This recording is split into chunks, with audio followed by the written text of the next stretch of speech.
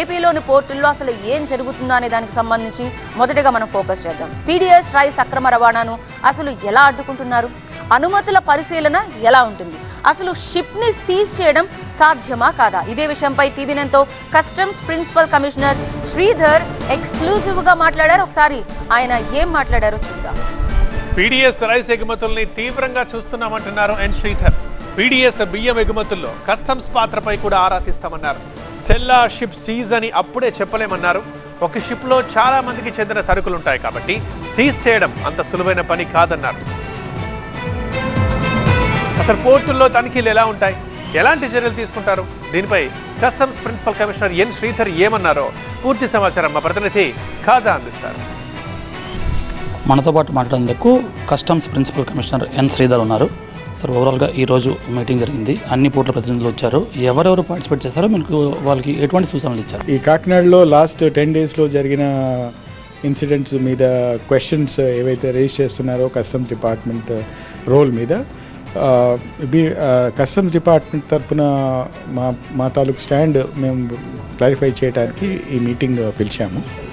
ఈ పీడీఎస్ రైస్ని మనం డైవర్ట్ చేయటం, ఎగుమతులకు డైవర్ట్ చేయటం కస్టమ్స్ డిపార్ట్మెంట్ కూడా తీవ్రంగా చూస్తుందని చెప్పడానికి ఈ సివిల్ సర్వీస్ డిపార్ట్మెంట్ వాళ్ళు national food security act, ESMA ఇట్లాంటి లాస్ వాళ్ళు ఎన్ఫోర్స్ చేస్తున్నారు.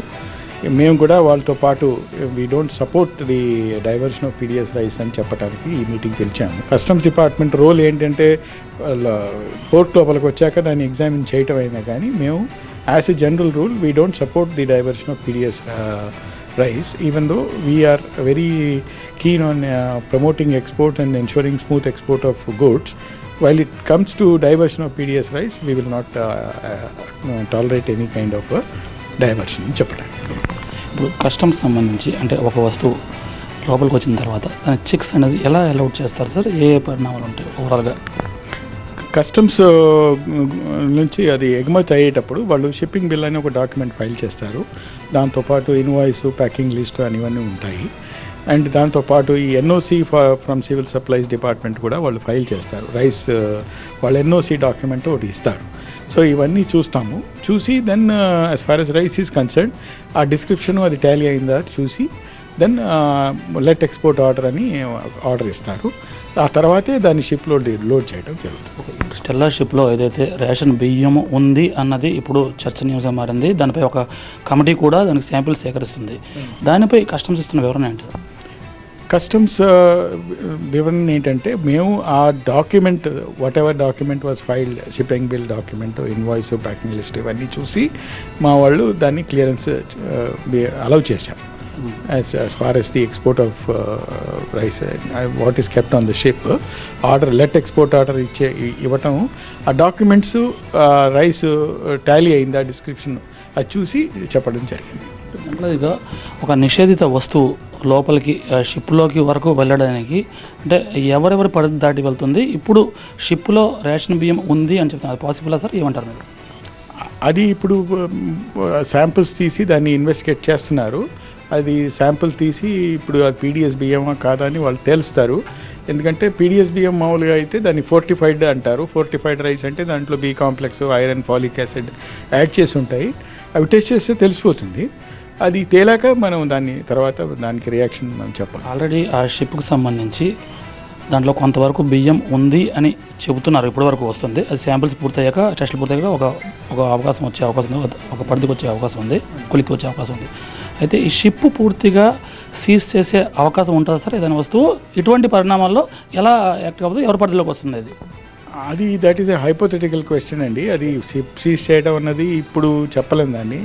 Weather any such contraband is there or not on the ship, and we don't know how many exporters are exporting their goods in the ship. So అది తర్వాతే నిగు తెలియని తర్వాతే మనం ఏదన్నా comment చేయగలం. టోటల్గా అంటే కొంతవరకు సరుకు అది నిషేధిత పదార్థం అని చెప్పిన తర్వాత అది ఒకవేళ తేలితే దానికి పూర్తిగా షిప్కి అవకాశం ఉంటుంది? వర్తించకపోవచ్చు. ఎందుకంటే వేరే వేరే ఎక్స్పోర్టర్స్ ఉంటారు. ఒక్క ఎక్స్పోర్టరే ఉండడు, ఆయన తాలూకు ఒకటే ఉండకపోవచ్చు. వేరే వేరే ఎక్స్పోర్టర్స్ ఉంటారు, వాళ్ళకి దాంట్లో పీడిఎస్ ఉండకపోవచ్చు. అట్లాంటి టైంలో వాళ్ళది సీజ్ చేయడం అన్నట్టు జరగకూడదు మామూలుగా అయితే.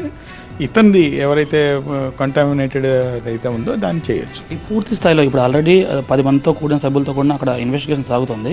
పూర్తిగా అంటే ఒక నిర్ధారణకు రావడానికి ఎంత సమయం పట్టే అవకాశం ఉంది సార్? ఆ షిప్లో అసలు ఏముందని దాని మీద చెప్పలేమండి. అది శాంపుల్స్ డ్రా చేయాలి, దెన్ ఆ శాంపుల్స్ అన్ని డ్రా చేసి అవి టెస్టింగ్ చేయాలి. పట్టవచ్చు, మేబీ 15 to 30 days పట్టవచ్చు. ఓవరాల్గా ఇంకోటి అంటే వైజాగ్ పోర్ట్లో, అంటే మీరు పరిధి గంగవరం వైజాగ్ కూడా కాబట్టి వైజాగ్ పోర్ట్లో గతంలో అంటే ఒక భారీ కంటైనర్ వచ్చింది, దాంట్లో డ్రగ్స్ పట్టుబడ్డాయి అని చెప్పి సిబిఐ కూడా వచ్చి ఇక్కడ ఇన్వెస్టిగేషన్ చేసింది. దానిపై ఎంతవరకు నిర్ధారణ అయింది? ఒక కొలికి వచ్చిందా సార్ అంశం ఏమన్నారు? అది కొలికి వచ్చిందండి. అది తర్వాత టెస్టింగ్లో ఢిల్లీలో ల్యాబ్లో టెస్ట్ చేసిన తర్వాత అది డ్రగ్స్ కాదు, డ్రై ఈస్ట్ అని తేలిపోయింది. సిబిఐ వాళ్ళు కూడా అది క్లోజ్ చేశారు ఆ కేసు. ఆ కంటైనర్ కూడా రిలీజ్ చేశారు. విశాఖ పోర్టులో ఏదైతే సంచలనం సృష్టించిన డ్రగ్స్ కంటైనర్ వ్యవహారం సంబంధించి సిబిఐకి ఒక క్లారిటీ వచ్చింది. దీనిపై కస్టమ్స్ అధికారులు కూడా ప్రకటిస్తున్నారు. అయితే దాంట్లో ఉన్నది డ్రగ్స్ కాదు, కేవలం డ్రై ఈస్ట్గానే అది తేలినట్టు చెబుతున్నారు. కెమెరా పర్సన్ భాస్కర్తో కాజా టీవీనే విశాఖపట్నం.